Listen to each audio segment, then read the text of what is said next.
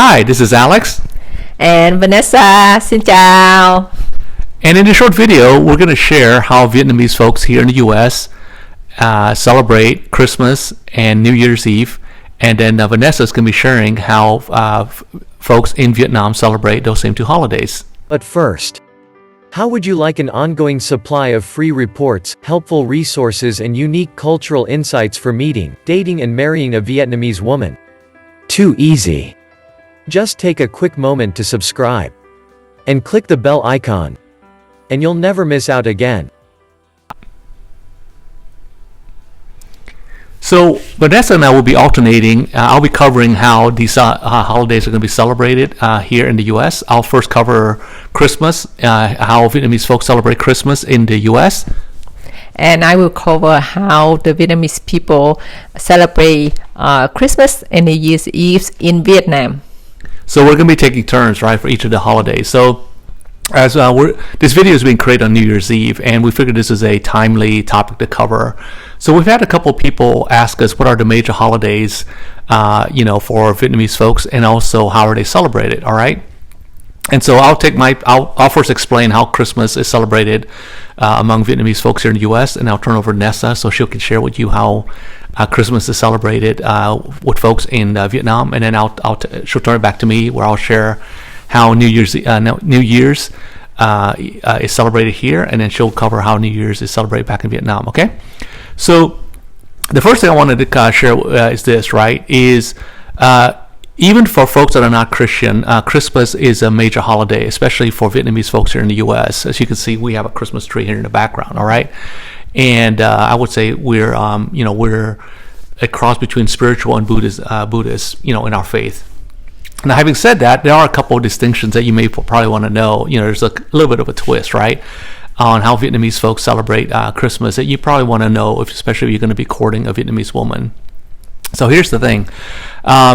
If for whatever reason it's not convenient or it's not practical to have a family meal, then you may find yourself in a situation where you're going to be eating, celebrating Christmas in a public setting. All right, especially you may or may not know this, but a lot of Vietnamese and Chinese restaurants are open on Christmas and on New Year's Eve and New Year's Day as well. So that being the case, there are cases where you may be eating with your lady and her family in a restaurant. All right. And the couple of things I just want to kind of remind you of, right? We did cover this in another video, but I want to remind you this, or at least bring to your attention if you haven't seen the other videos, and that's this. If her family's along with you, and especially her parents, here's a couple of things you really, really want to make sure. Otherwise, it can show that you're not familiar with the culture, and that's this.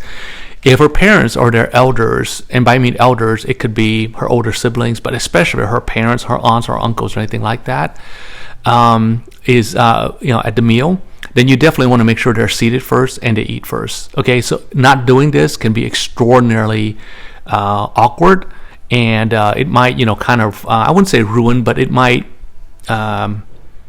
dampen the mood, for lack of a better word. All right, so definitely pay attention to that. If you'd like to know more about this, we do have other videos in our channel that covers this in greater detail. Okay, and then the second point I also want to bring to your attention is this: if there's this is definitely not the time to be sitting there and splitting the bill. Okay, I hope I'm not saying something here that's not too direct, but even if it's a large party, just bite the bullet and pay the bill, because again, this is just something that's very commonly done. Even if you're, especially if you're the one that's inviting the party, the family out. All right. Like I said, this is probably not going to happen, like I said, the majority of the time, but because of the how the society has evolved, we're seeing more and more cases where the family doesn't necessarily eat at home and they eat in a public setting. And so I just kind of want to point out to you, these can be a couple pitfalls that you definitely want to watch out for. Okay, so again, to quickly summarize, that's kind of how Vietnamese folks celebrate Christmas here in the U.S. And now I want to turn it over to Vanessa. She can share with you how Vietnamese folks celebrate Christmas back in Vietnam. Okay. Okay, so in Vietnam, actually, now it's become a really big and major holiday as well. At the time I was growing up, it's not a really big deal unless you are Christian. But now, because we got more westernized, so we celebrate it. Almost every family does celebrate it. But it's more basically for the Christian people, of course, they go to church. So depend on which session that they pick to go. But other than that, it's more likely for the couples or for the younger people to celebrate. So like for they can gather a group of friends to celebrate at one friend's house. They will eat dinner, and then they will go out at nighttime and watch like fireworks. Or last year I was in Vietnam and I was invited to one of my really close friend to her family's dinners, sit in, kind of formal. And then after that, it's ended really early, and then she asking me like if we can go on a lounge, especially in the big city like in Saigon or so. You can go on a lounge bar and then continue. It's more the Vietnamese people in Vietnam, they celebrate holidays more on the street than in the family. And they don't, most of them, unless they're Christian, but then most of them, they don't even give gift either. They don't exchange gift or of that. And of course, if you're courting a Vietnamese lady, then you want to bring her some small gift. It's just something that's show that you are a nice guy and generous. So basically, that's a difference there. Not the whole family that celebrated, but it's more for the couple or for a group of young friends, and they get together. Or they can go on a restaurant like Alex just share with you, go to eat, and then after that they go for a drink, go to bar, go to lounge, or go on the street to watch fireworks. Okay. Yeah, so a couple of things I wanted to kind of elaborate on what Vanessa has covered is like in Vietnam, probably the only place I think that this exists in the U.S. is probably Times Square, right, where people go on the street and they celebrate in a big way. I've lived in many cities in the U.S. and I've lived in Canada, other countries as well. And predominantly, as Vanessa said, in most Western countries, the celebration tends to happen at a house, right, or maybe at a public setting, but not out in the streets. Again, unless you're probably at Times Square, you're just watching the countdown, or one of maybe there are other cities in the U.S. that do that beside Times Square. In Vietnam, on the other hand, when she says that that's done in the streets, literally there's thousands, tens of thousands, I mean, maybe hundreds of thousands of people in the street. It literally looks like Times Square, right? Except on a smaller scale. So that's the dynamic that's different, because over there the shops are they know that a lot of people are going to be out, and so that's for many of the shopkeepers, they've adjusted their lives to the fact that there's going to be a lot of people out during that night. And so unlike here in the U.S. where the shops close early, there they actually open extra late. In fact, some of them are open till 5-6 in the morning. Not that people get drunk or whatever, but the people just like getting out and seeing their friends. That's how they celebrate life, right? In that regard, I think that's probably a little bit closer, maybe something you might see in Italy, right? Like in Italy, that's actually where the idea of Starbucks came from. Is like Howard Schultz went to Italy and he noticed that a lot of the people, the way they celebrate life or a major holiday, is they do it in somewhere like an open public plaza. All right, so that's something you just kind of want to see. If you want to kind of see what this looks like, you may want to go on YouTube and type in a couple of keyword, New Year's or Christmas in Vietnam or something, and you'll see literally hundreds. I mean, when I first saw this, it's like, is that Times Square or something? It's like, no, that's actually like Saigon. I'm like, wow, that looks like about 500,000 people on the street.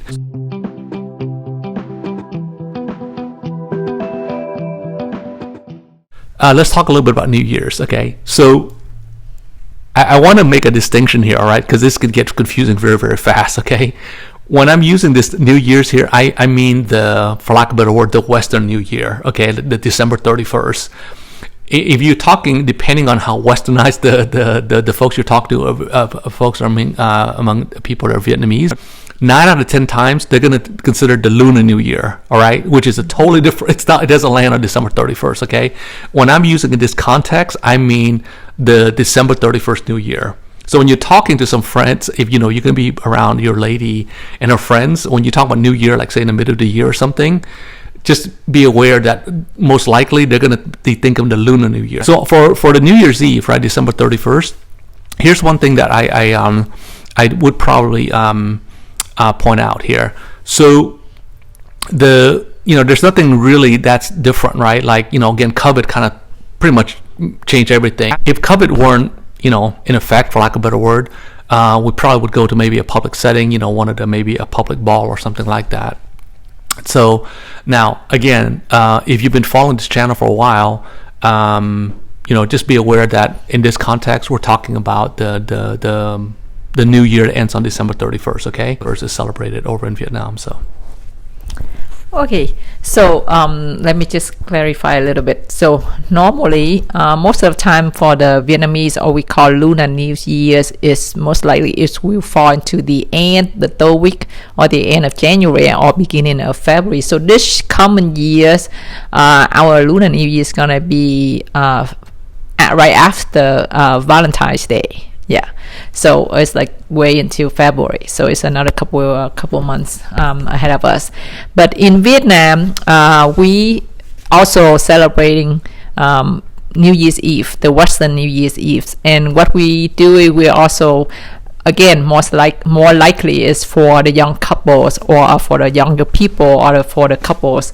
And I do see, like last year I was there in Vietnam celebrating New Year's Eve as well, and Christmas, and I saw like they have young kids, like a child or toddlers, they would take them on the scooter, on the bike, and they drove to the big main street, like Alex said, because they have this, like in Saigon, they have this called Nguyễn Huệ. It's like a walking street, almost like Times Square, like Alex said, that you can walk there, or you can even park your bike or your scooter there, and for your kid just to watch the lighting, and they have some live concerts, really big one though, open stage right in the middle of it, that they can watch. But most likely those families would go home really early, avoid the big traffic, because for those people who like a little more mature, like in their 20s, 30s, or about my age, we tend to go out to eat with friends, and then after that we may hang out, go to the bar, go lounge, and it depends. Some of them will go on the high sky bar or lounge, or most likely there's a common people, they will gather on that main street to there are like 3-4 different spots for firework, for counting down.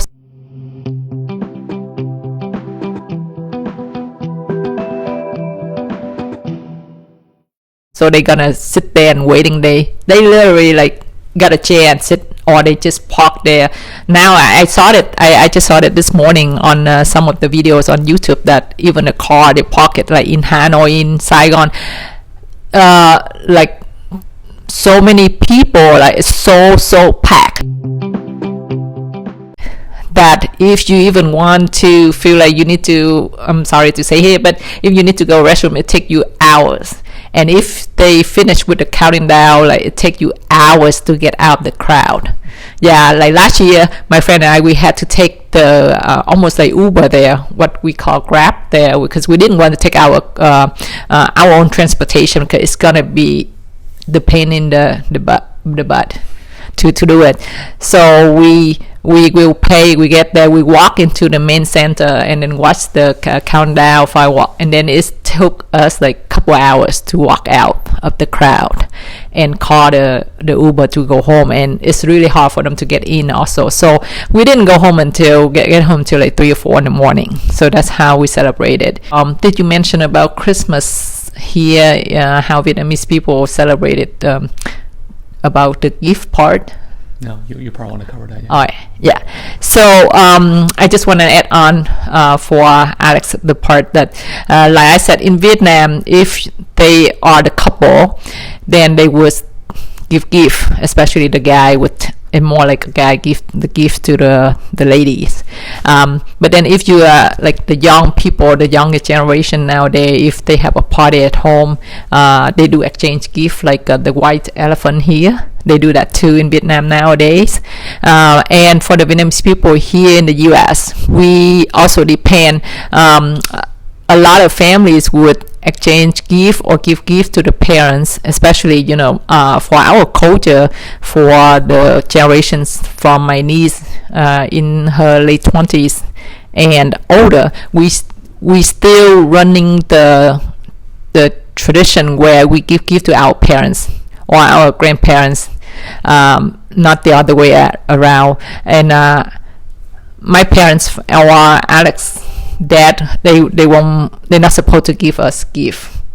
This might sound odd, but it's just the way the culture is, right? So like last year I sent some Christmas cards to my niece and nephew, and then my brother's like, why did you do that? I'm like, I don't know. There's like that, you know, like the younger folks, you know, tend to send stuff to the older folks. But having said that, like Vanessa said, you know, with my parents, well, my dad, my mom's passed away, and you know, and our parents, the gift that we typically give is money. Now, in certain, you know, in Western culture, depending on how you were raised, sometimes that's like awkward, but in the Vietnamese culture, that's, I wouldn't say expected, but it's the norm, right? If you are going to give a gift, they're going to appreciate money more, because especially depending on how old they are, you know, at our age, our parents are in their 80s and their 90s. They grew up in very, very difficult times, all right? So from their perspective, money is something they'd rather have. But here's the ironic part, all right? They don't want the money for themselves. They then take some of that money and they turn around and give it to the grandkids. So you know, you have to kind of understand the dynamics of this, right? So we give money to our parents, but they, because of who they are, they will hold on to, you know, some of it, but then they'll turn around and then use that to give to the grandkids. So it's anyway, it's just something that we just kind of want to bring your attention, right? Not that it's odd or anything. It's just something that you may not be aware of. That's all. Yeah. So yeah, most likely, especially like if our parents, that because they don't live close by, so we and they're much older, like I said, like Alex just said too. So we tend to give them cash or write in a check for them, and they would be happy instead of give them gift, because I tended to do that for my parents for years, and most of the time my mom was like, why don't you go and return it? It's a waste of money. You know, why are you wasting your money? So that's something for us to share with you, so you keep in mind. And again, before we end this video, I just want to remind you and also share with you that, you know, if you just started courting the lady, then it's a different story. So you need to pay attention. You know, like, and just ask her. Yeah. No, you know, when you first courting, is not. You shouldn't ask her either. You just, like I said in the other video, like, who should pay so and so. But then most likely, you know, it will be nicer if you can offer it. But then when you get a little more like into serious relationship, then yes, just ask her, because she would know how her parents or how her families would prefer. Yeah. So just to be safe. Okay. So thanks so much for your time, and thanks for watching. And you have anything else to say, Alex? Yeah, so it's been up, you know, we enjoyed creating this video together, kind of giving you different, you know, perspective, also, you know, and then also some, you know, subtle differences between if the lady's here, because we've had, you know, we've had cases where the lady's here in the U.S. with the man, and that may be your situation right now. But if she's over there, there's, you know, as Vanessa's pointed out, there's, you know, just some differences there as well. All right, so it's been our pleasure bringing you this video, and so we're now going to basically wrap this up. Be safe, and definitely spend some time with your loved ones. All right, so this is Alex and Vanessa signing off. Yeah. And Happy New Year's to you and your family. And if you enjoy having both of us in the videos, then put it down in the comment section so we can add some more. And last but not least, don't forget to subscribe to our channel so you won't miss out on any of our upcoming video. Okay, so again, see you later on our next video. Xin chào tạm biệt, bye bye.